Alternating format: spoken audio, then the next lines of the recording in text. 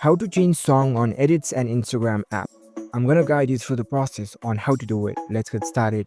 First of all, on your phone, launch the Edits app. After you're in the app, log in with your account.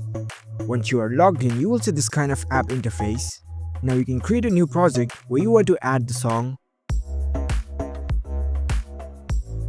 After you select the files to create the post, now in order to change the song, here you can see the audio option in the bottom left corner. Tap on it.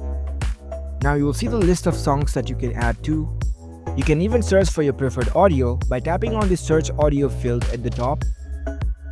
Or you can explore through the given list over here. You can even select from the trending songs. Once you find the song that you want to add, you can simply tap on it.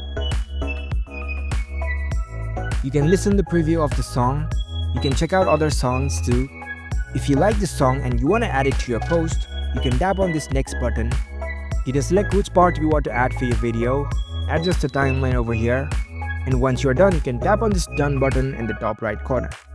And there you go, the audio has been successfully added to your post. Now you can export this file and upload it in your Instagram or your Facebook.